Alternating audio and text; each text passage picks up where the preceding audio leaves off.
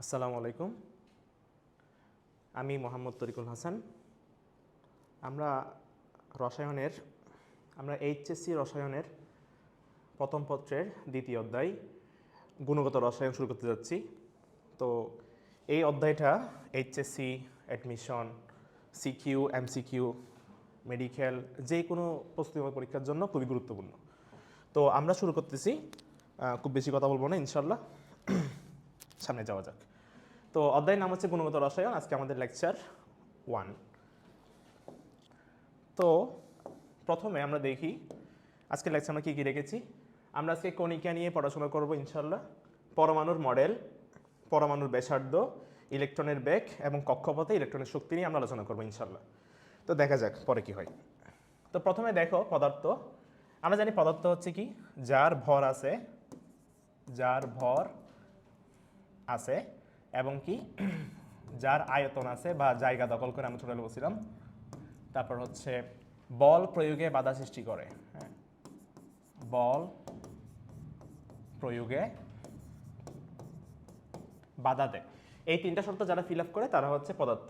এখন ধরো এই যে আমাদের একটা পাত্রের মধ্যে পানি আছে, এই পানিটাকে বলা হচ্ছে একটা পদার্থ অবশ্যই।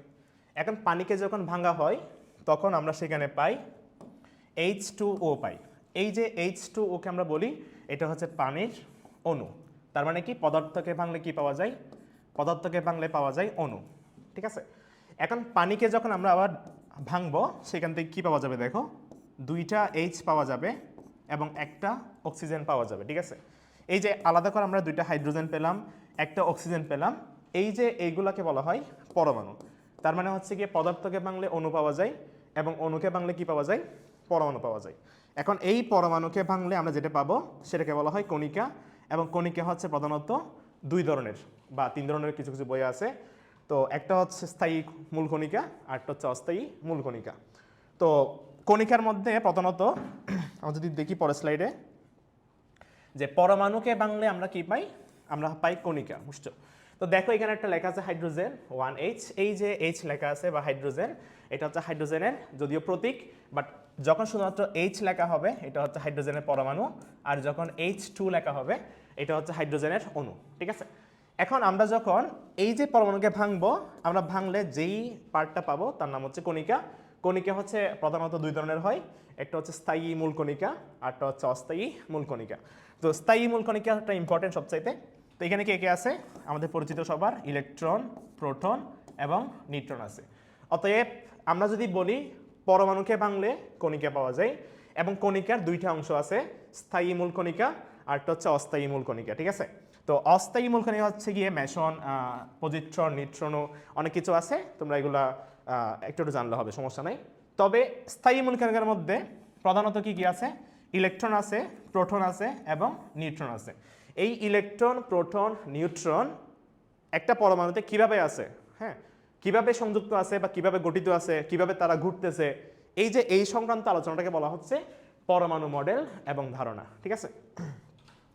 তো আমরা যদি লিখি, দেখো ধরো আমরা লিখলাম হাইড্রোজেন, হ্যাঁ, হাইড্রোজেনের লেখা হয় কিরকম? দেখো 1 লেখা হয়, ঠিক আছে।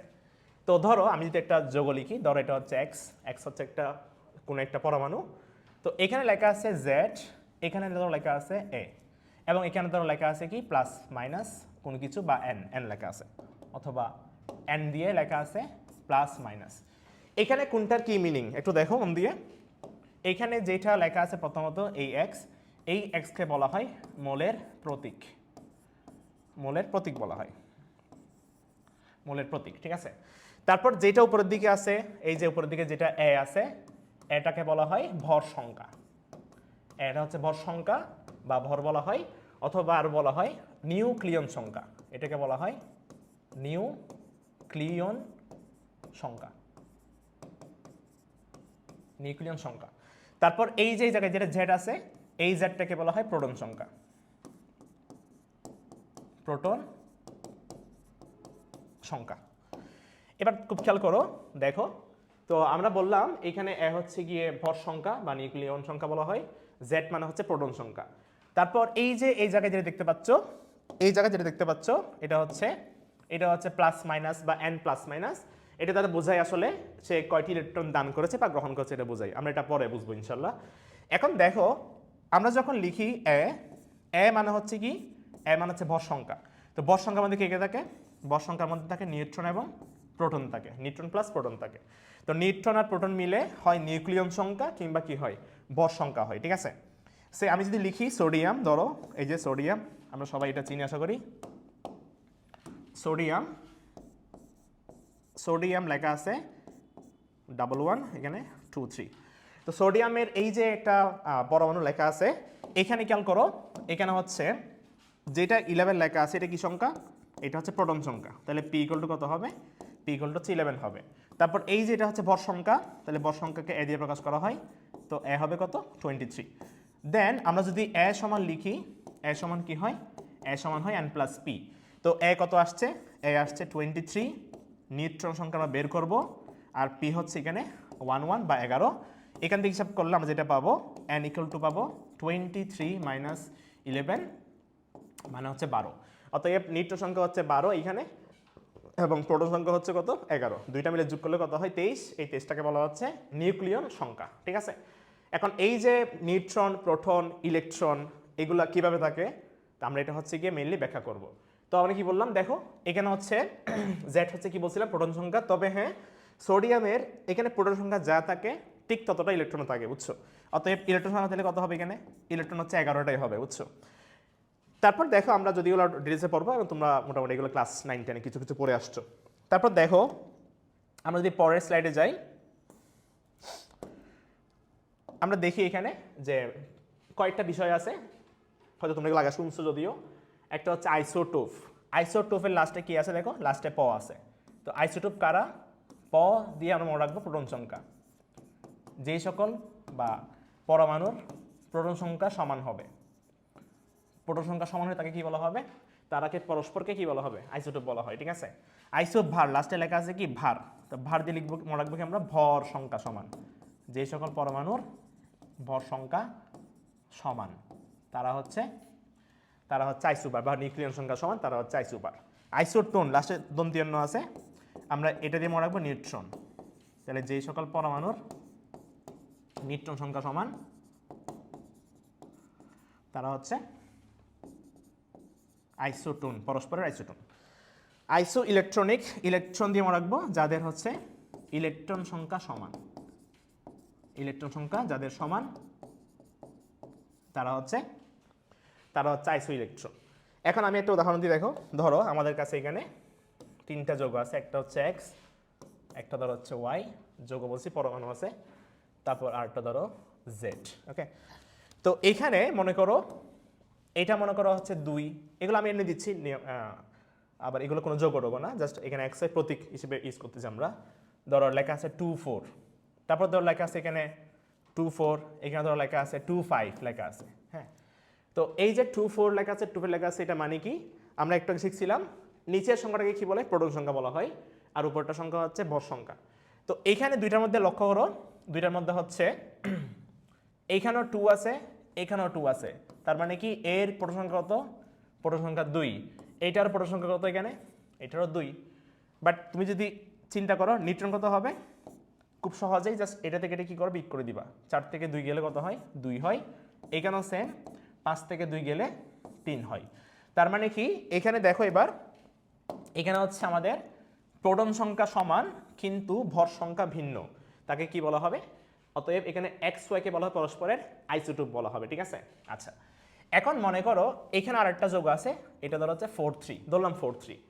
এখন এই যে এক্স যেটা যৌগ ছিল, সরি এক্স যেটা পরমাণু ছিল, এখানে খেয়াল করো আবার এই যে ভর সংখ্যাটা কত ছিল? এখানে 4 ছিল, এখানেও ভর সংখ্যা কিন্তু 4 আছে, বাট এখানে প্রোটন সংখ্যা 2 ছিল, এখানে প্রোটন সংখ্যা 3 আছে। তার মানে কি এই দুটোটার ভর সংখ্যা সমান।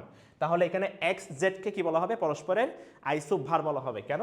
কারণ এখানে হচ্ছে তাদের ভর সংখ্যাটা সমান আসছে, ঠিক আছে।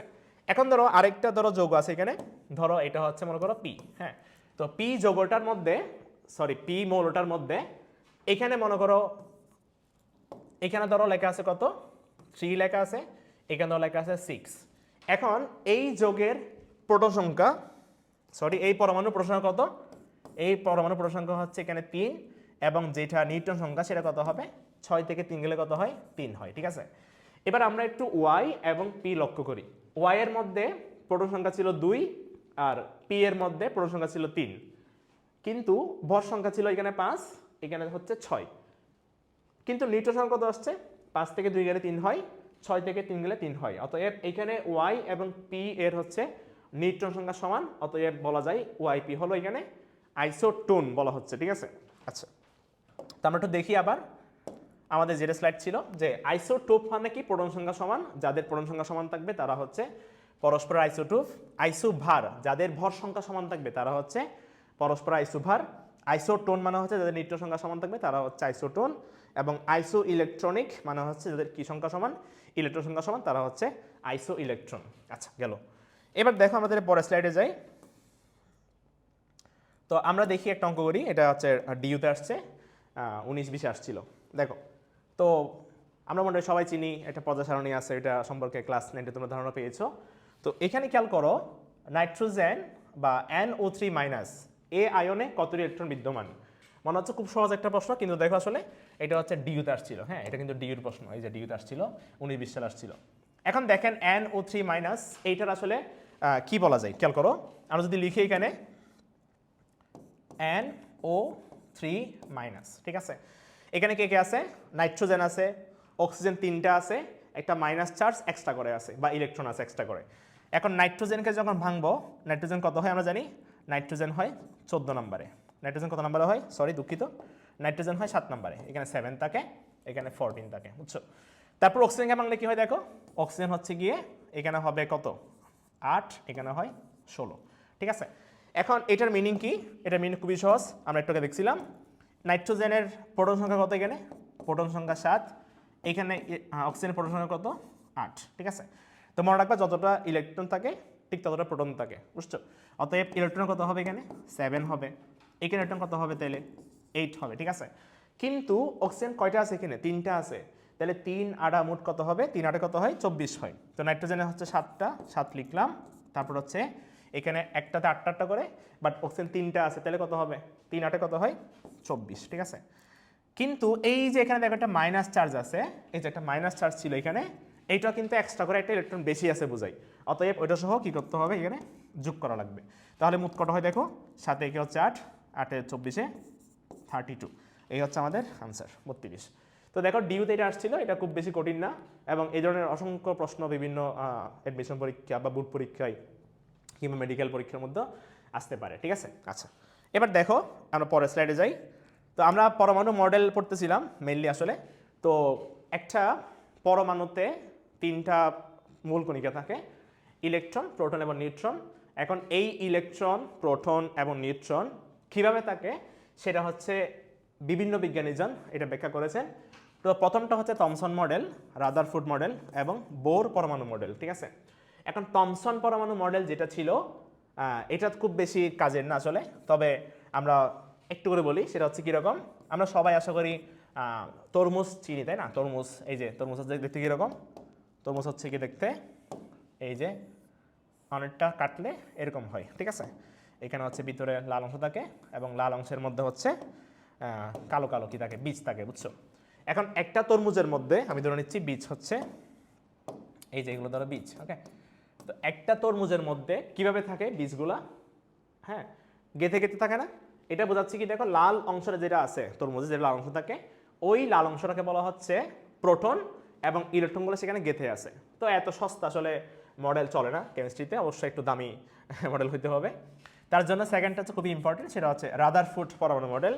এর মাধ্যমে কিন্তু পরমাণুর মোটামুটি একটা ধারণা, ভালো একটা ধারণা পাওয়া গেছিল, বাট সেখানে কিছু সীমাবদ্ধতা ছিল। ওইটা হচ্ছে গিয়ে টিক্রো ছিল, ওনারই ছাত্র, নাম হচ্ছে বোর পরমাণু মডেল বা বোর, ঠিক আছে। এখন দেখো তাহলে কি হয়। প্রথমত এখানে একটা বিষয় আছে, আমরা একটু আগে বলছিলাম ইলেকট্রন, প্রোটন এবং নিউট্রন বলছিলাম, এবং আমরা ধরো কোনো একটা মৌল পড়ছিলাম, হ্যাঁ সোডিয়াম একটা মৌল। সোডিয়ামের এইখানে ধর লেখা ছিল 11, এখানে লেখা ছিল কত 23। এখানে 11কে বলা হচ্ছে প্রোটন সংখ্যা, আর এটাকে বলা হয় কি ভর সংখ্যা, ঠিক আছে। তারপর যদি সোডিয়াম প্লাস লেখা হয় কোনো কারণে, এটা বোঝায় কি এখানে কি আছে, এটা প্লাস চার্জ, বা এটা সে কি করছে, দান করে সে প্লাস চার্জে চার্জিত হয়েছে। বাট তুমি যখন ইলেকট্রন, প্রোটন, নিউট্রন লিখবা তখন কিন্তু একটু ডিফারেন্ট হবে অবশ্যই। দেখো ইলেকট্রনের ক্ষেত্রে লিখতে হয় এখানে লিখতে হয় নিচে, মানে নিচে লিখতে হবে, নিচে লিখতে হয় চার্জ সংখ্যা, এই যে নিচে চার্জ লিখতে হয়, আর উপরে হচ্ছে অ্যাজ ইউজুয়াল ভর লিখতে হয়, ঠিক আছে। তো আমরা সবাই জানি মোটামুটি ইলেকট্রনের চার্জ কত, ইলেকট্রনের চার্জ হলো -1, আর ভরটা হচ্ছে কত, আপেক্ষিক ভর 0 ধরা হয়, বুঝছো মেনলি। প্রোটনেরটা কত হয়, প্রোটনেরটা হয় +1 এবং ভরটা হচ্ছে 1 হয়। নিউট্রনকে বলা হয় চার্জ নিরপেক্ষ, এবং 0 কোনো চার্জ নাই, বাট তার ভর কিন্তু 1 থাকে, একটা তার ভর আছে, ঠিক আছে। তাহলে ইলেকট্রন হচ্ছে -1 চার্জ, প্রোটন হচ্ছে +1, নিউট্রন হচ্ছে নিরপেক্ষ, এই জন্য শূন্য বলা হয়। তারপর দেখো থমসন কেন বলতেছি ইম্পর্টেন্ট নামটা, কারণ থমসন হচ্ছে গিয়ে এখানে একটা জিনিস আবিষ্কার করছিল যার নাম হচ্ছে ইলেকট্রন। ইলেকট্রন কে আবিষ্কার করছে, তাহলে কি আবিষ্কার করলো, আনসার হচ্ছে থমসন হচ্ছে বিজ্ঞানী, ইলেকট্রন কি করেছিল, আবিষ্কার করেছিল, ঠিক আছে। তারপর হচ্ছে তো আমরা একটা হয়তো শুনছি একটা নিয়ম ছিল এরকম, এই যে ইট পড়ে নিচে, এই যে ইট পড়ে নিচে, এটা হয়তো তোমরা ক্লাস 9-10 পড়েছো। ই দিয়ে হচ্ছে ইলেকট্রন, ইলেকট্রনকে আবিষ্কার করেছিল, ইলেকট্রন আবিষ্কার করেছিল ট দিয়ে থমসন, প দিয়ে হচ্ছে পরে, প দিয়ে হচ্ছে প্রোটন, প্রোটন এখানে র, আসলে এটা র লিখবে এরকম, তো ইট পরে হবে, আসলে পরে না, ইট পরে হবে,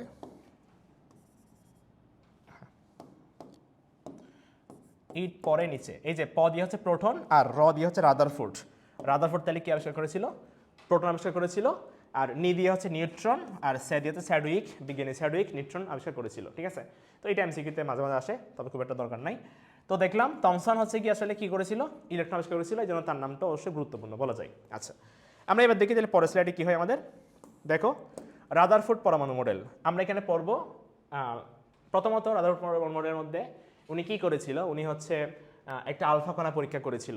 তো এটা আসলে কীরকম আলফা কণা পরীক্ষাটা, আমরা আগে বুঝি আলফা কণাটা কি, আগে বুঝি আমরা। হ্যাঁ, আলফা কণা হচ্ছে প্রথমত হিলিয়ামের নিউক্লিয়াস বলা হয়। আমরা যে লিখি হিলিয়াম, হিলিয়াম হচ্ছে 2 4, এটার মানে হচ্ছে এখানে ইলেকট্রন কয়টা আছে, ইলেকট্রন আছে 2টা, প্রোটন কয়টা আছে, প্রোটন আছে 2টা, এবং নিউট্রন কয়টা আছে, এই যে ভর থেকে এটা বিয়োগ করতে হবে, 2টা আছে, 2টা ইলেকট্রন, 2টা প্রোটন এবং 2টা নিউট্রন আছে, বুঝছো। তো এবার খেয়াল করেন, যদি কোনো কারণে হিলিয়াম যদি ইলেকট্রন 2টা দান করে ফেলে, হিলিয়াম প্লাস প্লাস হয়ে যায়, তার মানে হচ্ছে গিয়ে কি, সে ইলেকট্রন যা ছিল 2টা সেগুলো দান করে দিয়ে শূন্য হয়ে গেল। আর প্রোটন হচ্ছে কয়টা আছে, 2টাই আছে, এবং নিউট্রন কয়টা আছে, 2টা আছে, বুঝছো। এখন এই যে এখানে ইলেকট্রন নাই, শুধু প্রোটন এবং কি আছে, নিউট্রন আছে, তখন এই পুরো অংশটাকে বলা হয় আলফা কণা, ঠিক আছে। তাহলে এটাকে বলা হবে যে কি, আলফা কণা। এখন প্রশ্ন হচ্ছে হিলিয়াম কি নিউক্লিয়াস দান করতে পারে, আনসার হচ্ছে না, হিলিয়াম নিউক্লিয়াস দান করে না। যেগুলো তেজস্ক্রিয় মৌল আছে তারা আসলে হচ্ছে গিয়ে তাদের নিউক্লিয়াসের মধ্যে, এটা যদি নিউক্লিয়াস হয়ে থাকে, এখানে অসংখ্য প্রোটন এরকম আছে, অসংখ্য প্রোটন আছে, এবং সেখানে আবার অসংখ্য নিউট্রনও আছে, ঠিক আছে। ধরো অনেকগুলো প্রোটন, অনেকগুলো নিউট্রন আছে, আমরা ধরে নিচ্ছি এখানে গোলাপিগুলো হচ্ছে নিউট্রন আর হলুদগুলো হচ্ছে প্রোটন, ঠিক আছে। এখান থেকে যখন রশ্মি বের হয় তখন হচ্ছে এগুলো ভেঙে ভেঙে বের হয়ে যায়। এখান থেকে যখন ভেঙে বের হবে তখন দেখা যায় যদি কোনো কারণে 2টা নিউট্রন এবং 2টা প্রোটন যদি একসাথে বের হয়, তখন সেটা আসলে অনেকটা হিলিয়ামের নিউক্লিয়াস মতো দেখায়। কারণ হিলিয়ামের নিউক্লিয়াসে কী থাকে দেখো, 2টা ইলেকট্রন থাকে, 2টা প্রোটন থাকে, 2টা নিউট্রন থাকে, বুঝছো। এখানে 2টা নিউট্রন আছে, 2টা প্রোটন আছে, এই পুরাটুকু বলা হচ্ছে, এটাকে বলা হচ্ছে কি, আলফা কণা, ঠিক আছে। তো আলফা কণা আসলে কি, হিলিয়ামের নিউক্লিয়াসকে মেনলি কি বলা হয়, আলফা কণা বলা হচ্ছে, ঠিক আছে। আচ্ছা, তো কি পরীক্ষা ছিল দেখো, আমরা একটু দেখি আলফা কণা পরীক্ষা আসলে কীরকম ছিল। উনি যেটা করছিল, প্রথমত একটা যন্ত্র নিয়েছিল যেখান থেকে আলফা রশ্মি বের হবে বা নির্গত হবে, ঠিক আছে। এই যন্ত্র থেকে আলফা রশ্মি বের হবে, ঠিক আছে। তারপর পিছনে একটা পর্দা রাখছিল, যে পর্দাটা হচ্ছে এই যে এই একটা পর্দা রাখছিল এরকম পিছনে, এবং পর্দাটা ছিল জিঙ্ক সালফাইডের তৈরি, জিঙ্ক সালফাইড দেখিও, হ্যাঁ। আচ্ছা, তো এখান থেকে রশ্মি বের হবে, এবং তার সামনে একটি কি রেখেছিল, একটি গোল্ড বা স্বর্ণের পাতলা একটা পাত্র রেখেছিল, হ্যাঁ, স্বর্ণের একটা পাতলা পাত্র রেখেছিল। এখন এই স্বর্ণের পাতলা পাত্রটা খুবই চিকন ছিল, যার পুরুত্ব হচ্ছে 0.0000 তারপর 4 সেন্টিমিটার, 4টা শূন্য তারপর 4 সেন্টিমিটার, এতটুকু পুরুত্ব ছিল, ঠিক আছে। তো এখানে যখন রশ্মিগুলো যাচ্ছিল, ধরো এই হচ্ছে আলফা রশ্মি এখান থেকে বের হয় যাচ্ছিল, তখন সেগুলো সোজা গিয়ে জিঙ্ক সালফাইডের পর্দার মধ্যে গিয়ে আলোকিত করতেছিল, এখানে পড়তেছিল এবং এখানে সে কি করে আলোকিত করতেছিল, ঠিক আছে। কিন্তু দেখা যাচ্ছিল মাঝে মাঝে কিছু কণা কি করে, মাঝে মাঝে কিছু কণা এরকম বেঁকে যাচ্ছিল, এরকম বেঁকে যাচ্ছিল, ঠিক আছে। তো বলা হয় থাকে 99% কণা, 99% কণা হচ্ছে আলফা কণা কি করে সোজা চলে যায়, এবং বাকি 1% হচ্ছে কি আসলে বেঁকে যায়, ঠিক আছে। এবং প্রায় 20,000-এর মধ্যে একটি, প্রায় 20,000-এর মধ্যে একটি কি করে, প্রায় 20,000-এর মধ্যে একটি হচ্ছে পিছন দিকে এরকম ফিরে আসে, ওকে, 180 ডিগ্রি কোণে ফিরে আসে। এটা ছিল তার পর্যবেক্ষণ, ঠিক আছে। তো আমরা দেখি এবার আমাদের পরের স্লাইডে দেখি, বলা হচ্ছে কি দেখো যে পর্যবেক্ষণগুলো কি কি ছিল দেখো, 99% আলফা কণা সোজা বেদ করে চলে যায় এবং 5 থেকে 10% কণা বেঁকে যায় এবং 20,000-এর মধ্যে একটি 180 ডিগ্রি কোণে ফিরে আসে। এখন প্রশ্ন হচ্ছে 99% কণা যদি বেঁকেই যায় তাহলে 1%ই থাকার কথা ছিল, এখানে 5 থেকে 10% কেন? তো এখানে আসলে হচ্ছে গিয়ে কিছু কিছু কণা আছে এরকম যেগুলো হচ্ছে অল্প অল্প বাকি, এগুলোকে অনেকটা সোজা হিসেবে কাউন্ট করা হয়েছিল, এগুলো সব কাউন্ট করলে 5 থেকে 10% হয়, তোমাদের গুহস্যারের বইয়ের মধ্যে এটা লেখা ছিল। আচ্ছা, এবার তাহলে দেখো এই ছিল আমাদের পর্যবেক্ষণ। তারপর দেখো, তো এটা দেখে আমি কি বুঝতেছি, হ্যাঁ, এটা দেখে যা বোঝা যাচ্ছে সেটা দেখো, সেটা সিদ্ধান্ত মূলত রাদারফোর্ড যেটা সিদ্ধান্ত নিলেন, এক নম্বর হচ্ছে পরমাণুতে অধিকাংশ স্থান ফাঁকা, এটা প্রথমত তার সিদ্ধান্ত ছিল, ঠিক আছে। এই জন্য বেশিরভাগ রশ্মি কি করতেছিল, ব্যাত করে চলে যাচ্ছিল। আমরা যদি দেখি দেখো, এই যে এখানে দেখো অনেক অংশ ফাঁকা ছিল, এই জন্য রশ্মিগুলো কি করতেছিল, সোজা ব্যাত করে চলে যাচ্ছিল, ঠিক আছে। কিন্তু আমরা এটাও জানি যে আলফা কণা কি ছিল দেখো, আমরা একটু আগের লাইনে আসি। এই যে আলফা কণা কি ছিল দেখো, আলফা কণা ছিল এটা মূলত, এই যে আলফা কণা এটা ছিল। এখানে খেয়াল করে দেখো একটা বিষয়, যে ইলেকট্রন কিন্তু নাই, মানে ইলেকট্রনের চার্জ নেগেটিভ, নেগেটিভ কোনো চার্জ নাই, আর প্রোটন হচ্ছে কি পজিটিভ, নিউট্রন তো চার্জ নিরপেক্ষ। তাহলে আলফা কণা যেটা লিখতেছি আমরা, এই আলফা কণা আসলে কীরকম, আলফা কণা হচ্ছে আসলে পজিটিভ একটা কণা, এটা কিন্তু নেগেটিভ বা নিরপেক্ষ নয়, এটা হচ্ছে পজিটিভ কণা, ঠিক আছে। এখন আমরা সবাই জানি মোটামুটি প্লাজে কি করে, প্লাজে হচ্ছে বিকর্ষণ করে, হ্যাঁ, কুলম্বের সূত্র অনুসারে প্লাজে কি করে, বিকর্ষণ করে। এই জন্য এখানে কিছু কিছু কণা কি করতেছিল, এরকম বেঁকে যাচ্ছিল, যেগুলো হচ্ছে বিকর্ষণ করতেছিল সেগুলো বেঁকে যাচ্ছিল, ঠিক আছে। কিন্তু এটা খুবই অল্প জায়গার মধ্যে কাজটা হচ্ছিল, মানে অল্প জায়গার মধ্যেই বাঁকতেছিল, এবং যেটা সরাসরি নিউক্লিয়াসকে আঘাত করছে, সেটা কি করলো, সেটা পিছন দিকে 180 ডিগ্রি কোণে পিছন দিকে চলে আসলো, ঠিক আছে। তো এটা দ্বারা বোঝাচ্ছে কি, আলফা কণা যেহেতু পজিটিভ কণা, যখন প্লাস প্লাস কানেকশন হয় বা কাছাকাছি আছে, তখন হচ্ছে কি হয়, তখন হচ্ছে তারা বিকর্ষণ করার কারণে এটা বেঁকে যাচ্ছে, ঠিক আছে। বাট এগুলো খুবই অল্প জায়গার মধ্যে হচ্ছে, এটা দ্বারা বোঝাচ্ছে কি নিউক্লিয়াস যেটা প্লাস অংশ, এটা খুবই ক্ষুদ্র জায়গার মধ্যে অবস্থান করতেছে, আর ইলেকট্রন হচ্ছে গিয়ে তাকে কেন্দ্র করে কি করে ঘুরে, ঠিক আছে। তো এটা বলছিল রাদারফোর্ড। আমরা যদি লিখি এখানে এবার যে সিদ্ধান্তের মধ্যে 2 নাম্বারটা কি, 2 নাম্বারটা হচ্ছে নিউক্লিয়াস বা কেন্দ্রে থাকে নিউক্লিয়াস, পরমাণুর কেন্দ্রে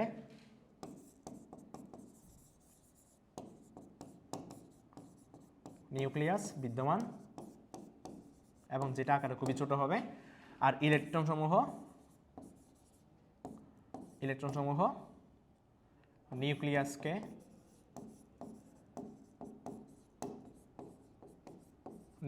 কেন্দ্র করে ঘুরে,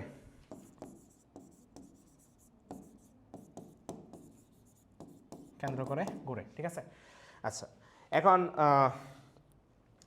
কীভাবে ঘুরে সেটা সম্পর্কে যদিও বলেছিল, আমরা জানি মোটামুটি যে ধরো এই হচ্ছে আমাদের সূর্য, এটা হচ্ছে সূর্য, তো সূর্যকে কেন্দ্র করে কারা ঘুরে, পৃথিবীর বা অন্যান্য গ্রহগুলো ঘুরে। ধরো এটা হচ্ছে একটা পৃথিবী, তো পৃথিবী হচ্ছে ঘুরে এই যে একটা উপবৃত্তাকার পথে এইভাবে কি করে চারিদিকে ঘুরে, ঠিক আছে। তো এটা হচ্ছে বলা হয় সৌরজগতের একটা সিস্টেম। তো এখানে দেখো এই যে বৃত্তটা কিন্তু পিওর গোলক না, এটা হচ্ছে কীরকম শেপ বলা হয়, এটা হচ্ছে উপবৃত্ত বলা হয়, ঠিক আছে। এই জন্য যখনই তুমি দেখবা যে কোনো একটা ইলেকট্রন, ধরো এখানে নিউক্লিয়াস, এটা ধরো নিউক্লিয়াস আছে, এখানে নিউক্লিয়াস আছে, এবং তার চারপাশে হচ্ছে এইভাবে করে সিম্বল দিয়ে লেখা আছে, এইভাবে সিম্বল দিয়ে লেখা আছে। এটা বোঝা যায় কি সৌরমণ্ডলের মতো দেখতে, এটাকে বলা হয় রাদারফোর্ডের পরমাণুর গঠনটা কি ছিল এরকম, ঠিক আছে। তার মানে কি 3 নম্বরটা কি দাঁড়াচ্ছে, 3 নম্বরটা হবে যে উনি এটা কি করছে আসলে, উনি এটাকে সৌরজগতের সাথে কি করেছেন, সৌরজগতের সাথে বা সৌরজগতের গ্রহগুলো যেভাবে ঘুরে তার সাথে কি করেছিলেন, তার সাথে তুলনা করেছিলেন, ঠিক আছে? এটা ছিল তার সিদ্ধান্ত আরেকটি, ঠিক আছে? তার মানে এই জন্য এটাকে কি বলা হয়ে থাকে? এটাকে সোলার মডেল বা সৌর মডেল নামেও ডাকা হয়, সৌর মডেল। তাই রাদারফোর্ড মডেল অন্য নাম হচ্ছে কি? সৌর মডেল, ঠিক আছে? আচ্ছা, গেল। মোটামুটি এই কয়েকটা জানলে হবে আপাতত। এরপরে দেখো আমরা যদি বলি এখানে কিছু কিছু যদিও ভুল ছিল, যেগুলোকে বলা হয় সীমাবদ্ধতা বলা হয়।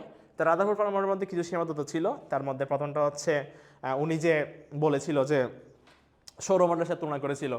এখন ধরো সৌরজগতের যেগুলো গ্রহ আছে বা যেটা সূর্য আছে, তো এই সূর্য কিন্তু চার্জ নাই বা চার্জ নিরপেক্ষ, ঠিক আছে?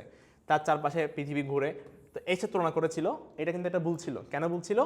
কারণ হচ্ছে ধরো এই যে আমার যেটা আমরা লিখি চার্জ, এটা প্লাস চার্জ মনে করো, এবং ইলেকট্রনগুলো হচ্ছে গিয়ে কেন্দ্র করে ঘুরতেছে, ঠিক আছে? তো ইলেকট্রন যখন কেন্দ্র করে ঘুরে অবশ্যই এখানে একটা প্লাস চার্জ আছে, ওর একটা মাইনাস চার্জ আছে, বুঝছো? কিন্তু এখানে তো ওই ধরনের আকর্ষণ বিকর্ষণটা নাই, বুঝছো? এখানে যে একটা বল আছে সেটাকে বলে মহাকর্ষ বল, কিন্তু এই মহাকর্ষ বল এখানে যদি আসে নাই যে না, কিন্তু এখানে আরো এক্সট্রা একটা আকর্ষণ বল কাজ করতেছে, তাকে বলা হচ্ছে কুলম্বীয় বল বা তড়িৎ বল বলা হয়, ঠিক আছে? তো এই যে এই বলের সাথে এই বলের সম্পর্ক কখনোই একই রকম হবে না। অতএব এইটা কিন্তু তার একটা কি ছিল? ভুল ছিল, ঠিক আছে? অতএব এটা হচ্ছে তার সীমাবদ্ধতা প্রথমত 1 নম্বরে। তো আরও কয়েকটা ছিল, তার মধ্যে হচ্ছে উনি পরমাণুর আকার সম্পর্কে কোনো ধারণা দিতে পারে নাই, ব্যাসার্ধটা কেমন হবে, শক্তি কেমন হবে, বর্ণালীটা কীরকম হবে, এই ধরনের কোনো তথ্য উনি দিতে পারেন নাই। এবং সবচেয়ে বড় বিষয় ছিল একজন বিজ্ঞানী আছে ম্যাক্সওয়েল। তো ম্যাক্সওয়েল প্রমাণ করে দেখাইছিল যে এরকম যে কোনো একটা যদি কোনো একটা প্লাস এবং যে মাইনাস কেন্দ্রে ঘুরে, তারা হচ্ছে গিয়ে এরকম ঘুরতে ঘুরতে একসময় কী হবে, এই যে কেন্দ্রে আসে কী হবে, পতিত হবে, ঠিক আছে? তখন তারা হচ্ছে ধ্বংস হয়ে যাবে, ঠিক আছে? বাট এটা কেন কেন্দ্র চলে আসে না, একটা ইলেকট্রন কেন ঘুরতে ঘুরতে নিউক্লিয়াসে চলে আসে না, এই ধরনের কোনো ব্যাখ্যা রাদারফোর্ড দিতে পারেন নাই। এটাও তার একটা সীমাবদ্ধতা ছিল, ঠিক আছে? তো এগুলো ঠিক করছে পরের বিজ্ঞানী, নাম হচ্ছে বোর। হ্যাঁ, তো আমরা এখন বোর পরমাণু নিয়ে আলোচনা করবো ইনশাল্লাহ। দেখো বোর পরমাণু মডেল, তো উনি কি করছে, ওনার যদিও কতটা রাদারফোর্ডের সাথে মিল ছিল, তবে উনি দেখাচ্ছে কিরকম, দেখো যে একটা ইলেকট্রন বা একটা নিউক্লিয়াস মাঝখানে থাকবে, কেন্দ্র নিউক্লিয়াস থাকবে, এবং ইলেকট্রন সমূহ এই নিউক্লিয়াস কেন্দ্র করে বৃত্তাকার পথে ঘুরে, ঠিক আছে? উনি কিন্তু বলছে বৃত্তাকার পথে ঘুরে, ঠিক আছে? আগের বার রাদারফোর্ড বলছিল কি, যে এটা হচ্ছে সৌরজগতের গ্রহগুলো যেভাবে ঘুরে ওইভাবে ঘুরে, ঠিক আছে? তো এখানে একটা কথা বলে দিই, দেখো সেটা হচ্ছে যদি কখনো তুমি চিত্রের মধ্যে দেখো যে এই ধরনের চিত্র দেখো, যদি কখনো, এটা মনে রাখবে এটা হচ্ছে কি রাদারফোর্ড মডেল, এটা বোঝাচ্ছে। আর যদি কখনো এই ধরনের চিত্র চলে আসে, এই ধরনের চিত্র দেখতে পাও, তখন সেটা কি হবে আসলে? তখন সেটা হবে বোর পরমাণু মডেল, ঠিক আছে? আচ্ছা এখানে পড়বো, সরি। হ্যাঁ, এটা হচ্ছে বোর পরমাণু মডেল যদি এখানে থাকে এরকম, ঠিক আছে? তো তার 3টা সিদ্ধান্ত ছিল, তার মধ্যে প্রথমটা হচ্ছে নিউক্লিয়াস কেন্দ্রে থাকবে আগের মতোই, এবং ইলেকট্রনসমূহ কি করবে, ইলেকট্রনসমূহ কেন্দ্র করে বৃত্তাকার পথে ঘুরে, ঠিক আছে? এটা ছিল প্রথম স্বীকার্য। তো এটা খুব একটা কিছু বলার নাই। এবার পরেরটা দেখো, দ্বিতীয় স্বীকার্যটা ইম্পর্টেন্ট অবশ্যই। এই যে ইলেকট্রন একটা অবশ্যই কি আছে, একটা ভর আছে, হ্যাঁ একটা ভর আছে, এবং সে যখন ঘুরতেছে, সে হচ্ছে ঘুরে বৃত্তাকার পথে ঘুরতেছে, এবং এই বৃত্তের স্পর্শ করাটা কি কাজ করে, অবশ্যই বেগ কাজ করে, এবং এখান থেকে এই দূরত্ব হচ্ছে ব্যাসার্ধ। যখন এখানে এম এবং বেগ আছে এবং এটা বৃত্তাকার পথে ঘুরতেছে, অবশ্যই তার মধ্যে একটা কি আছে, কৌণিক ভরবেগ আছে। তো এই কৌণিক ভরবেগে প্রকাশ করা হয় মূলত কি দিয়ে, এল দিয়ে প্রকাশ করা হয়। তো দ্বিতীয় স্বীকার্য হচ্ছে খুবই সহজ, এই কৌণিক ভরবেগটা হচ্ছে কক্ষপথের সমানুপাতিক, ঠিক আছে? মানে কক্ষপথটা যদি প্রথমটা হয় তাহলে তার এক ধরনের হবে, সেকেন্ডটা হলে আরেকটু হবে, থার্ড হলে আরেকটু হবে, ঠিক আছে? যদি আমি সেকেন্ড চিন্তা করে দেখো, ধরো এটা হচ্ছে আমাদের দ্বিতীয় কক্ষপথ, ঠিক আছে? তো এই কক্ষপথে যদি ঘুরে তখন তার সংখ্যা বেড়ে গেছে। এটা সাপোজ n = কত ছিল, 1 ছিল, এটা সাপোজ n = কত ছিল, 2। তো n বাড়তেছে, তো আমাদের এখানে l এর সাথে n এর কি সম্পর্ক, সমানুপাতিক। তার মানে n বাড়লে l কিভাবে বৃদ্ধি পাবে, ঠিক আছে? তো l কে কি বলছিলাম আমরা, l হচ্ছে কৌণিক ভরবেগ, ঠিক আছে? কৌণিক ভরবেগ। তো আমরা সবাই জানি কৌণিক ভরবেগে প্রকাশ করে কি দিয়ে, l দিয়ে, এবং l = কি হয়, mvr। এটা হচ্ছে কৌণিক ভরবেগের সূত্র। l = কি হয়, mvr, এবং এটা হচ্ছে কার সমানুপাতিক, এটা হচ্ছে n এর বা কক্ষপথের সমানুপাতিক। তারপর এখান থেকে ধ্রুবক আসবে, mvr = ধ্রুবকটা ধরো k, তারপর হচ্ছে n, এবং বিজ্ঞানী বোর দেখাইছে যে k এর মানটা কত হয়, k এর মানটা হয় h/2π। এটা হচ্ছে k এর মান, ঠিক আছে? তো আমি যদি এখানে একবারে সবগুলো লিখি এবার, তখন দেখো কি দাঁড়াচ্ছে,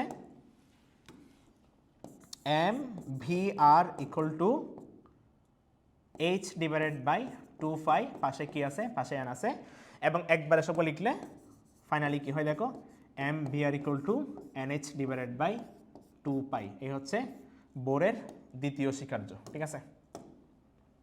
এটা হচ্ছে বোরের দ্বিতীয় স্বীকার্য, কৌণিক ভরবেগের সূত্র বলা হয়। M V R equal to কি আসলো, এন এইচ বাই 2 পাই। এখন দেখো m V R equal to n H divided by 2 পাই।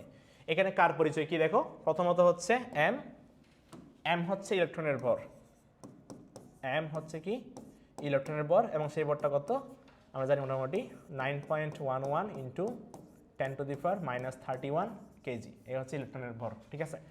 তারপর বি, বি হচ্ছে ইলেকট্রনের বেগ, বি হচ্ছে ইলেকট্রনের বেগ, ওকে, ইলেকট্রনের বেগ।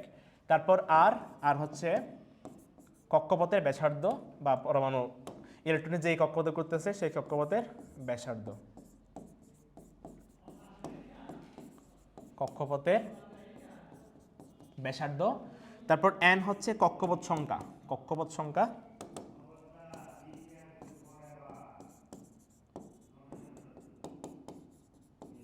কক্ষপথ সংখ্যা। তারপর হচ্ছে এইচ, এইচকে বলা হয় প্লাঙ্কের ধ্রুবক, সেই মানটা কত হয় 6.626 ইন্টু 10⁻³ জুল সেকেন্ড বলা হয়, এবং আমরা সবাই জানি পাইয়ের মানটা কত হয় 3.1416। তো এইসব কিছু বসে দিলে মোটামুটি আমরা এই ধরনের অঙ্ক করতে পারবো ইনশাল্লাহ, ঠিক আছে। আচ্ছা দেখা যাক। তো দেখো তৃতীয় স্বীকার্য, তৃতীয় স্বীকার্য কি ছিল দেখো, ইলেকট্রন সমূহ দেখা যাচ্ছে জাম্প করতে পারে। কীরকম জাম্প করে দেখো, প্রথমত ধরো এই হচ্ছে আমাদের নিউক্লিয়াস, তার চারপাশে কে ঘুরে, তার চারপাশে হচ্ছে ইলেকট্রনগুলো ঘুরে, ঠিক আছে। তো এই যে ইলেকট্রন এখানে একটা আছে, আবার ধরো এই হচ্ছে আরেকটা কক্ষপথ, এটা একটা কক্ষপথ, এটা ধরো হচ্ছে ইলেকট্রনটা কোনো কারণে তার উপর একটা শক্তি প্রয়োগ হইলো, হ্যাঁ, ধরো এই একটা শক্তি তার মধ্যে প্রবেশ করলো, এবং এই শক্তিটা সে শোষণ করে, শোষণ করে কি করলো, এইখান থেকে জাম্প করে, এই যে এখান থেকে জাম্প করে সে এখানে চলে আসলো, এখানে চলে আসলো। তার মানে কি ইলেকট্রন সমূহ কি করছে, এখানে নিচের কক্ষপথ থেকে উপরের কক্ষপথে কি করলো, চলে গেল। এটা কখন হয়, যখন সে শক্তি কি করে, শোষণ করে, ঠিক আছে। তার মানে কি যখন নিচ থেকে উপরের দিকে যাবে তখন শক্তি কি হয়, তখন ইলেকট্রন শক্তি কি করে, শক্তি শোষণ করে, ঠিক আছে। এবার উল্টা কাজটা হতে পারে, দেখেন সেটা হচ্ছে কীরকম, যখন ইলেকট্রনটা ধরো একটা ইলেকট্রন হচ্ছে দ্বিতীয় শক্তি স্তরে ছিল, সে এখান থেকে একটি রশ্মি বাইরে বের করে দিল, বা শক্তি বের হয়ে গেল গা, শক্তি মানে তরঙ্গ, বুঝবে এখানে আসলে যখন বের হয়ে যাবে তখন হচ্ছে গিয়ে সে আবার নিচের কক্ষপথে ফিরে আসবে, নিচের কক্ষপথে ফিরে আসবে।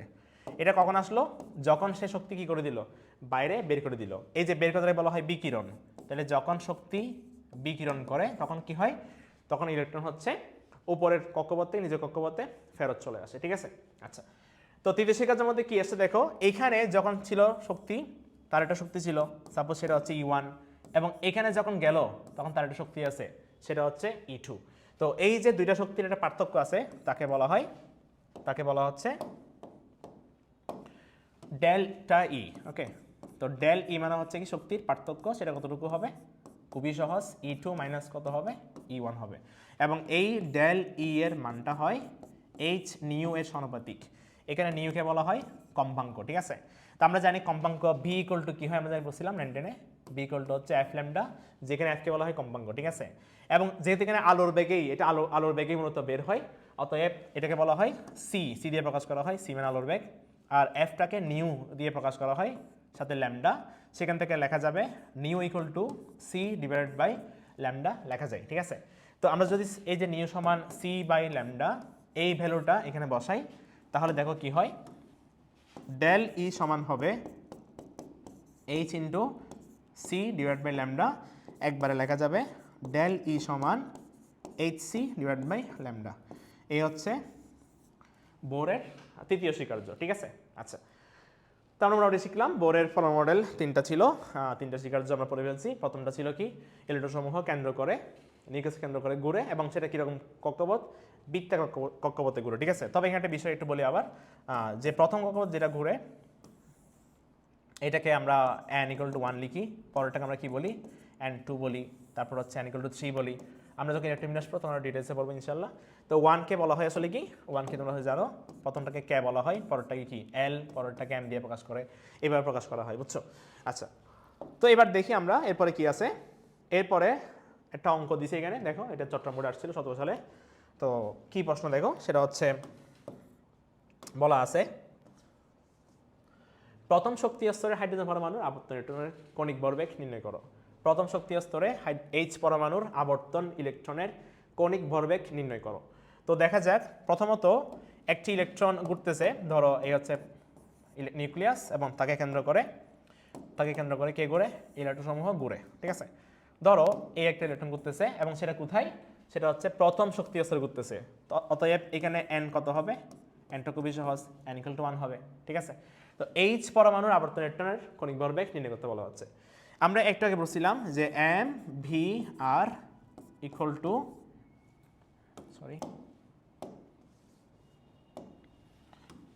আমরা পড়ছিলাম একটু আগে mvr সমান nh/2π। তো এখানে এই যে mvr যেটা আছে, এখানে যে mvr আছে, এটা একবার কি বলা হয়, এটা পুরোটাকে বলা হয় কণিক ভরবেগ, ঠিক আছে? তাহলে আমরা এটাকে L দিয়ে প্রকাশ করতে পারি। তো L = কি হবে, L = হবে nh/2π। আমাদেরকে মেইনলি এটা বের করতে বলা হচ্ছে। তো এখন প্রথম শক্তি স্তরে বলছিল, অতএব n = 1 হবে।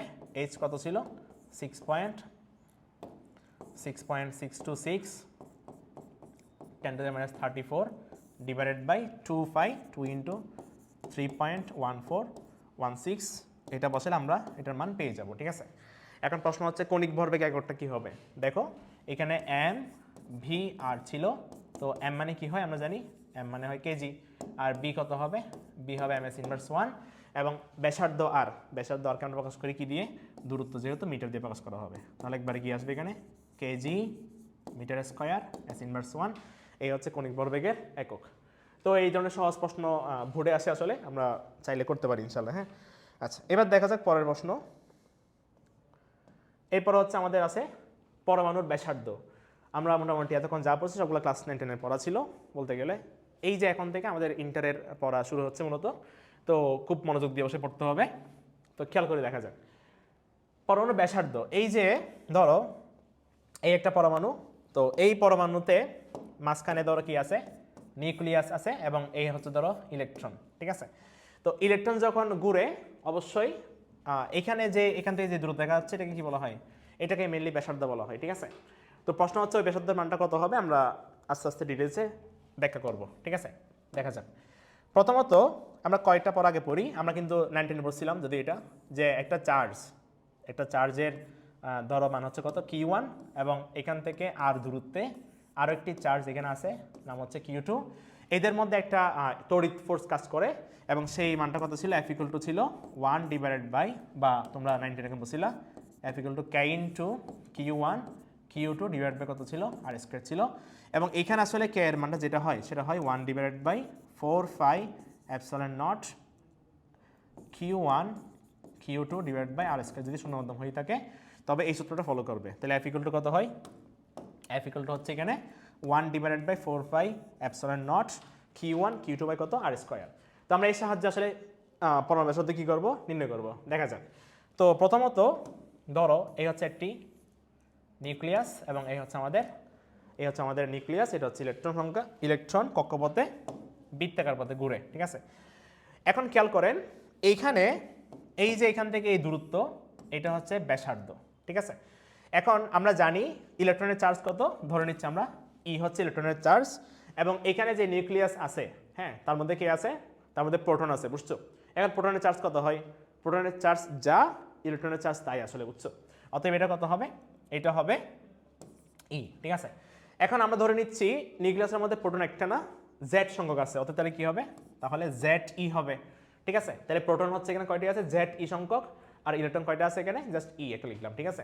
তো আমরা জানি যে এখানে একটি কি করবে, যেহেতু প্রোটন হচ্ছে পজিটিভ বা প্লাস, ইলেকট্রন হচ্ছে নেগেটিভ বা মাইনাস, তাহলে প্লাসে মাইনাসে কি করে, আকর্ষণ করে, বুঝছো?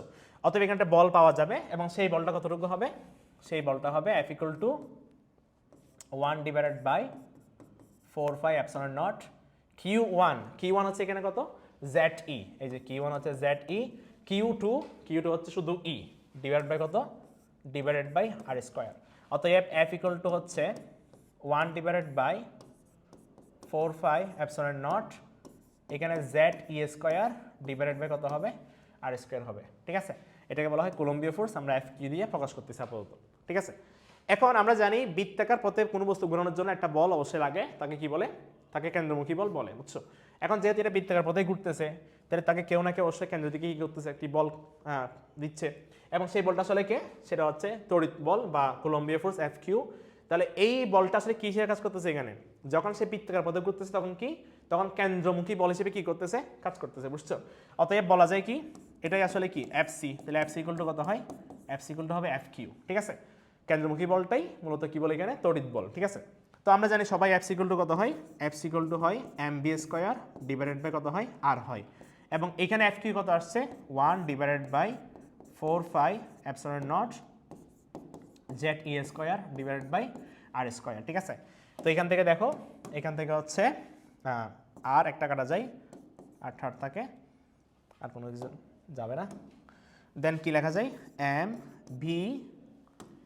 M V square equal to 1 divided by 4 E not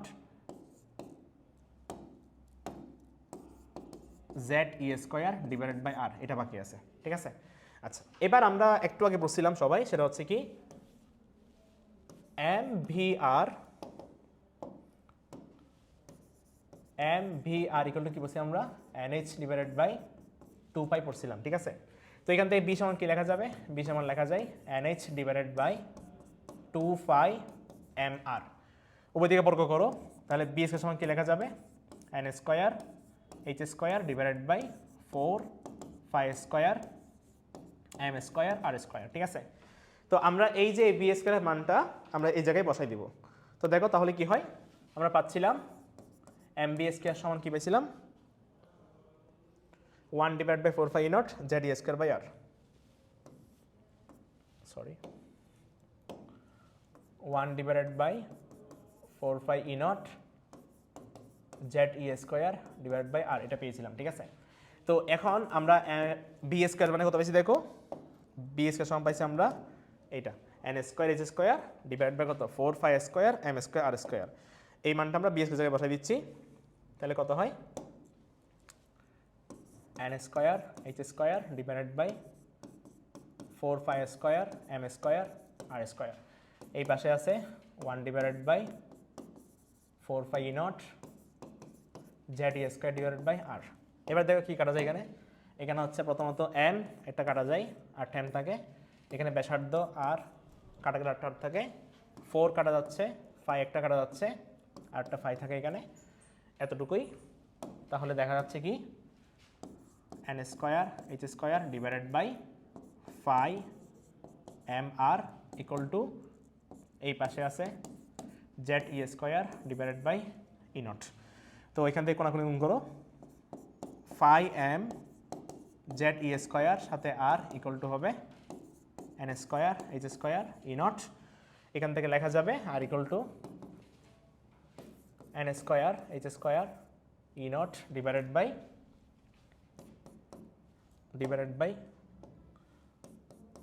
5 M Z E square, এই হচ্ছে আমাদের ব্যাসার্ধের সূত্র। ঠিক আছে, এই হচ্ছে আমাদের ব্যাসার্ধের সূত্র। ওকে, তো কি পেলাম দেখো আমরা পাইলাম এখানে আর ইকুয়াল টু হচ্ছে N square H square E not divided by 5 M Z E square. তো এখানে কোনটা পরিচয় কি ছিল, এন এর পরিচয় ছিল কক্ষপথ সংখ্যা, এইচ হচ্ছে প্লাঙ্কের ধ্রুবক, আমরা সবাই জানি মোটামুটি। ই নটের মানটা মুখস্থ রাখবা, সেটা হচ্ছে কত 8.854 ইন্টু 10⁻12, এটাকে বলা হয় ভেদন যোগ্যতা, শূন্যস্থানের ভেদন যোগ্যতা। ঠিক আছে, তো একটা দরকার নেই আপাতত। 5 হচ্ছে 3.1416, এম হচ্ছে ইলেকট্রনের ভর, জেড মানে কি বলছিলাম, জেড মানে হচ্ছে প্রোটন সংখ্যা। ঠিক আছে, জেড মানে পরমাণুর কি সংখ্যা হবে, প্রোটন সংখ্যা। ঠিক আছে, আর ই হচ্ছে ইলেকট্রনের চার্জ, সেটা কত 1.6 ইন্টু 10⁻19 কুলম, এই হচ্ছে ইলেকট্রনের চার্জ। তো এইসব কিছু বসলে আমরা ব্যাসার্ধটা ইজিলি পেয়ে যাব। ঠিক আছে, যদি কোনো কারণে হাইড্রোজেন বলা থাকে, যেমন দেখো আর ইকুয়াল টু কি আসছে N square H square E not divided by pi M Z E square. যদি আমাদেরকে বলা হয় এইচ পরমাণু বা হাইড্রোজেন পরমাণু, আমরা সবাই জানি হাইড্রোজেন পরমাণুর জেড হচ্ছে কত, প্রথম এক নম্বরে আছে, অতএব এটা জেড কত হবে, জেড 1 হবে। সেক্ষেত্রে কি লেখা যাবে, আর ইকুয়াল টু হচ্ছে N square H square E not divided by pi M Z, তখন 1 হয়ে গেল, বাকি আছে কি আর, বাকি আছে ই স্কোয়ার। এটা হচ্ছে যখন কি হাইড্রোজেন পরমাণু হবে তখন আমরা এটা লিখবো, ঠিক আছে। এবার দেখো যদি কোনো কারণে এখানে আমি যদি এনটাকে 1 লিখি, যদি এখানে এটাতে মূলত প্রথমটাতে পাশে দেখো এখানে আর ইকুয়াল টু হচ্ছে এন স্কোয়ার এইচ স্কোয়ার, তারপর হচ্ছে E not divided by pi M Z E square, pi M Z E square.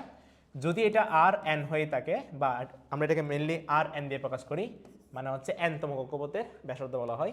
যদি এন ইকুয়াল টু 1 হয়ে থাকে, এন ইকুয়াল টু 1 হয়, তবে দেখো কি হবে, আর 1 হবে, সেটা কত হয়, এন 1 হয়ে গেল, বাকি আছে কি H square E not divided by pi M Z E square, ঠিক আছে।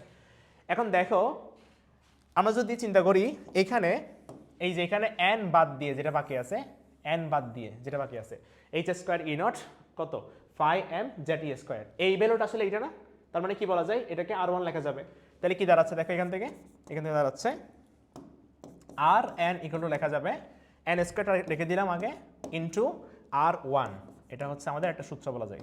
তাহলে আর এন ইকুয়াল টু কত হবে, এন স্কোয়ার ইন্টু আর 1, অতএব এটা ভাগ করে দাও, তবে কি হবে, R N divide by R 1 equal to হবে এন স্কোয়ার। এটাকে চাইলে লেখা যায় এরকম যে আর এন অনুপাত আর 1 সমান কি হবে, এন স্কোয়ার ইস টু কত হয়, 1 হয়, ঠিক আছে। অতএব এটা হচ্ছে গিয়ে বোঝা যাচ্ছে কি, এই কক্ষপথ সংখ্যা বাড়লে ব্যাসার্ধ কিন্তু বাড়ে, এবং সেটা কেন বাড়ে, বর্গকারে বাড়ে, হচ্ছে বর্গকারে যেভাবে এভাবে হয়, ঠিক আছে।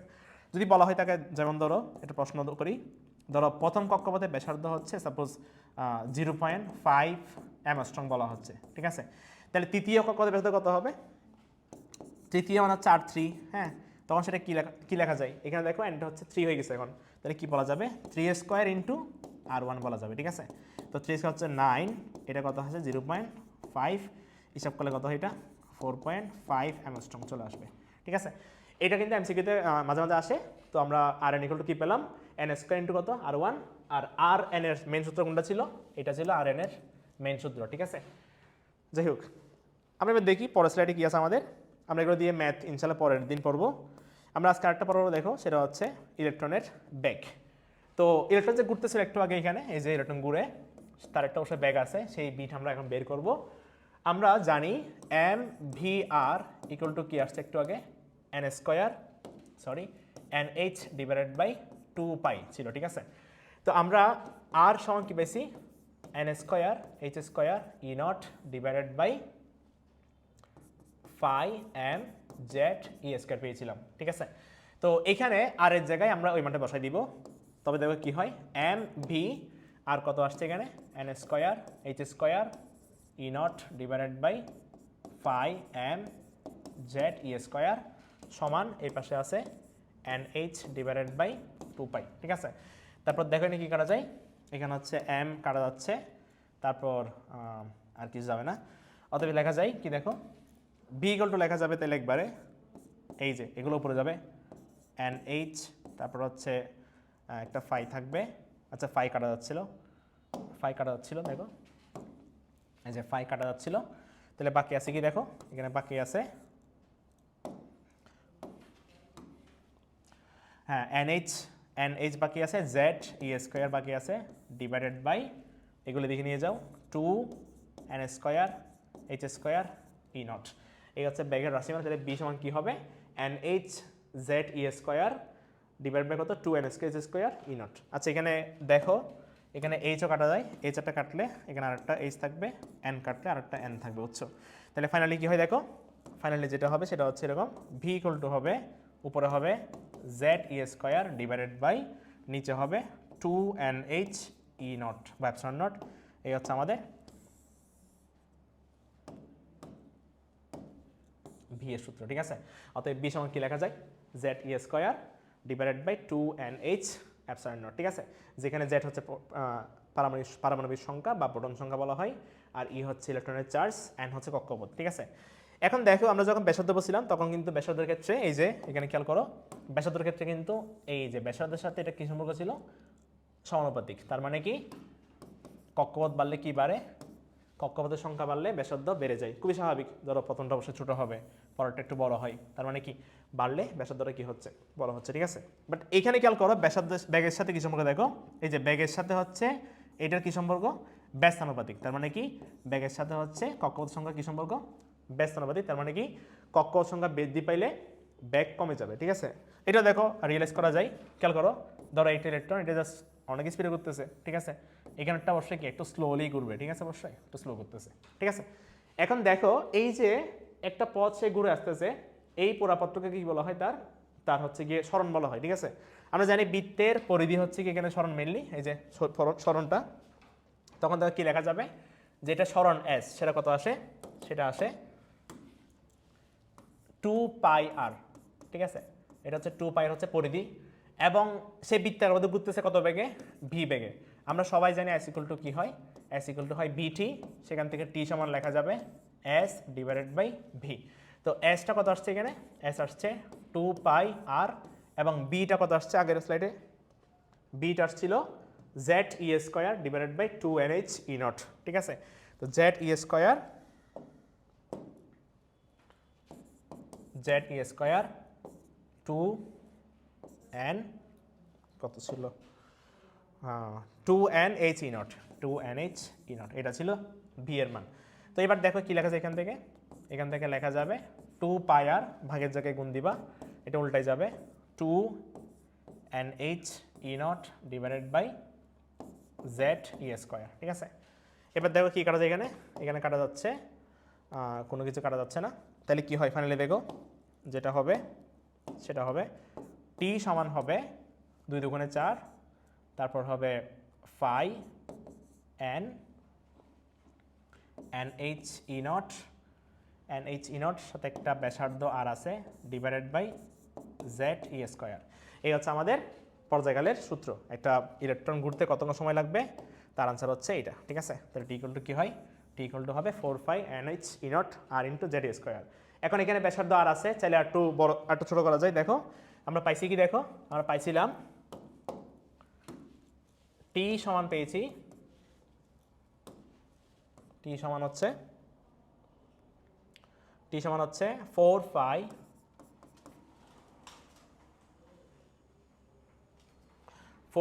nh ই নট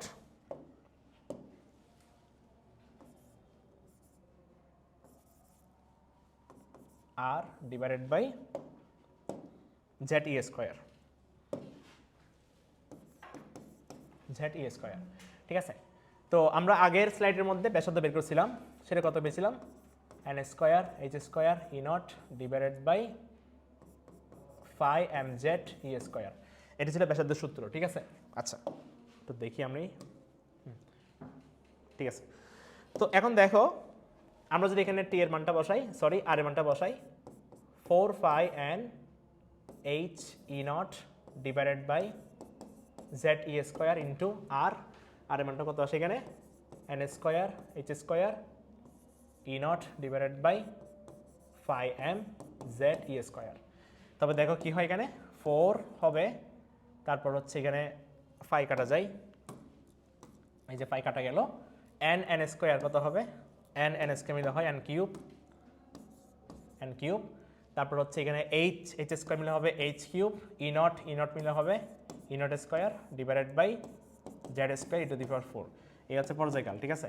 তো এটা এত বড় সূত্র আসলে পরীক্ষায় তেমন খুবটা আসে না, মাঝে মাঝে আসে হঠাৎ। এখন দেখো এখানে মেনলি টি এর সাথে এন এর কি সম্পর্ক, দেখো টি এর সাথে এন এর সম্পর্ক হচ্ছে ঘনের সমানুপাতিক, ঠিক আছে। অতএব ঘনের সময় এটা মনে রাখবা, এটা এমসিকিউতে আসতে পারে সর্বোচ্চ, ঠিক আছে। আচ্ছা গেল। এবার দেখো আমরা লাস্ট স্লাইডে চলে আসছি, সেটা হচ্ছে ইলেকট্রনের শক্তি, দেখা যাক। তো আমরা একটাকে বলছিলাম যে ইলেকট্রনগুলো জাম্প করতে পারে, হ্যাঁ শক্তি আছে আরেকটা অবশ্যই। তো আমরা সবাই জানি শক্তি সূত্র, দেখো শক্তি সমান কি হয়, ই টোটাল এনার্জি, সেটা কত হয়, সেটা হয় বিভব শক্তি প্লাস কি হয়, প্লাস হয় গতিশক্তি, ঠিক আছে। এপি প্লাস ইকে, এটাকে কি বলা হয়, মোট এনার্জি বা মোট শক্তি বলা হয়। তো আমরা যখন যদিও একটা অধ্যায় আছে ফিজিক্সের মধ্যে স্থিতিজ, ওইখানে একটা পড়া আছে যে বিভব শক্তি যেটা ছিল সেটা কি ছিল দেখো, সেটা ছিল এরকম যে আমরা পড়ছিলাম দেখো ভি ইকুয়াল টু পড়ছিলাম হয়তো আমরা -1/4π E0 Q1 বা কিউ /R, এই ছিল বিভব শক্তির সূত্র। এখানে বি হচ্ছে বিভব শক্তি, ঠিক আছে, বা বিভব বলা হয়। তো যদি এখন এটাকে ইপি দিয়ে লিখি তাহলে ইপি সমান কি লেখা যাবে, -1/4πE0। এখানে কি হচ্ছে আমাদের মূলত কি ছিল, জেড ই, আর ছোট হাতে কিউটা কি ছিল, শুধু ই ছিল, ডিভাইড বাই কত আর। তাহলে ই পি সমান কি আসে, -1/4πE0 Z E square divided by R আসে, ঠিক আছে। এবার ইপি এর মানটা এখানে বসাও, -1/4πE0 এখানে হবে Z E square divided by R, plus ইকে সমান কি হয় আমরা সবাই জানি হাফ এমবি স্কোয়ার, ঠিক আছে। এবার দেখো -1/4πE0 তারপর Z E square divided by R plus half M B square. একটু খেয়াল করো, আমরা কিন্তু একটু আগে পড়ছিলাম এই যে এখানটা পড়া বলছিলাম দেখো, এই যে এখানে যখন পড়ছিলাম দেখো শুরুতে ব্যাসার্ধের ক্ষেত্রে দেখো একটা লাইন ছিল এখানে এম বি স্কোয়ার সমান, দেখো কি ছিল এখানে এম বি স্কোয়ার সমান ছিল এই যে এটা এম বি স্কোয়ার সমান, দেখো কি ছিল এখানে, এটা ছিল কি 1/4πE0 জেড ই স্কোয়ার কত ছিল আর ছিল, ঠিক আছে। আমরা এম বি স্কোয়ারের জায়গায় এই মানটা এখানে বসাই দিব, ঠিক আছে। 1/4πE0 কি হবে, Z E square divide by R হবে, দেখো কি হয়। ওকে, তো কি লেখা যায় দেখো, এম বি সমান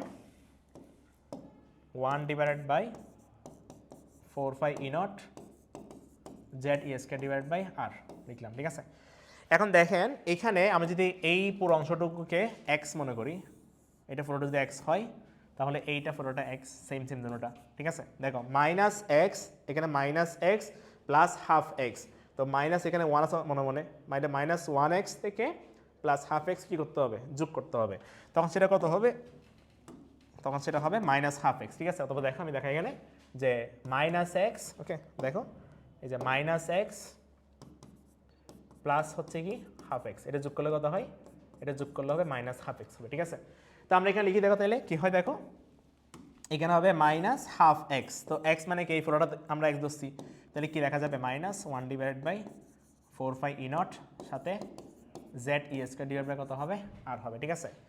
তো এরপরে দেখো কি হয়, আমরা পড়তেছিলাম যে ইটি বা মোট এনার্জি সেটা কত আসছে, -12 ইন্টু 1/4πE0 তারপর হচ্ছে Z E square divided by কত ছিল আর, ঠিক আছে। এবার দেখেন আমরা লিখি আরও ই টি সমান কি হবে, এটা গুণ করলে কত হবে, 4 দুগুণে হবে 8, তারপর হচ্ছে নিচে কি আছে, নিচে আছে πE0 আর উপরে কি আছে জেড ই স্কোয়ার, পাশে একটা 1/, কি আছে 1/r।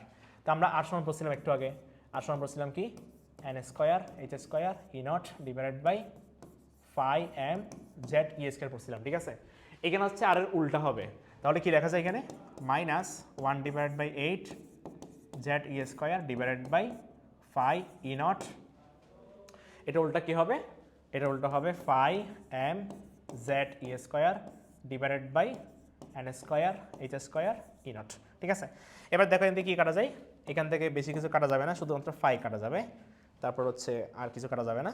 অতএব ফাইনালি কী লেখা দেখো, লেখা যাবে এটাকে জাস্ট তখন ই দিয়ে প্রকাশ করছি আমরা, এখানে ই সমান লেখা যাবে -1/8 বা একবারে লিখলে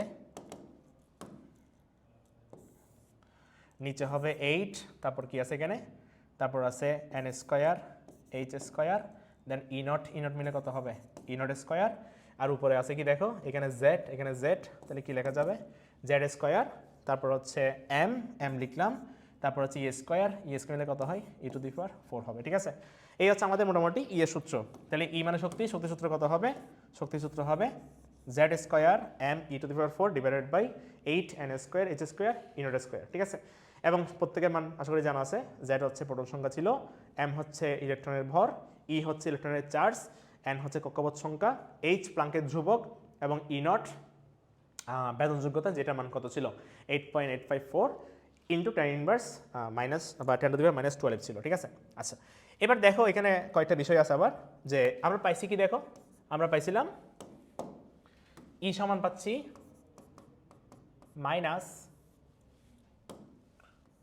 minus Z square M E to the power 4 Z square M E to the power 4 divided by 8 N square H square E not square, ঠিক আছে। এইটাকে বলা হয় এন তম কক্ষপথের সূত্র বা শক্তির সূত্র, ঠিক আছে। যদি এখানে কোনো কারণে এন এর মানটা 1 হয় তখন কি হবে দেখো, তখন হয় minus Z square M E to the power 4 divided by 8, এই যে এই এনটা তখন কত হয়ে যাবে, 1 হয়ে যাবে। বাকি আছে কি দেখো, H square E not square বাকি আছে, ঠিক আছে। তো এই যে আবার এতটুকু মান খেয়াল করো, এই যে এই পুরোটুকু মান কিন্তু এখানে ছিল। আমি যদি এখানে এনটা বাদ দিই যদি পুরোটা চিন্তা করে দেখো, এটা কিন্তু পুরোটাই আছে এখানে, বুঝছো। তাহলে একবারে কি লেখা যায় দেখো তো, লেখা যায় ই এন ইকুয়াল টু লেখা যাবে, দেখো মাইনাস সহ কিন্তু কাউন্টেড এখানে আছে, ভিতর আছে। তো দেখো কি হবে এখানে, ই এন এইটা পুরোটাকে কি বলা হচ্ছে, এইটা পুরোটাকে বলা হচ্ছে ই ওয়ান, সেটা উপরে হবে। আর নিচেরটা কি আছে, নিচে আছে এন স্কোয়ার, ঠিক আছে। তো এটাকে লেখা যায় কি দেখো, E N divided by E one equal to লেখা যাবে 1 ডিভাইডেড বাই, সরি এখানে এন স্কোয়ার, হ্যাঁ 1 ডিভাইড বাই কত এন স্কোয়ার। তাই ফাইনালি লেখা যায় কি দেখো, ই এন অনুপাত ই ওয়ান ইকুয়াল টু কত লেখা যাবে, 1 অনুপাত এন স্কোয়ার লেখা যায়। এই হচ্ছে আমাদের একটা সম্পর্ক, ঠিক আছে। ওকে, তো এতটুকু ছিল আমাদের আজকের আয়োজন। ইনশাল্লাহ আমরা পরের দিন এগুলো নিয়ে গাণিতিক সমস্যা সলভ করবো ইনশাল্লাহ, ঠিক আছে। ধন্যবাদ সকলকে, আসসালামু আলাইকুম।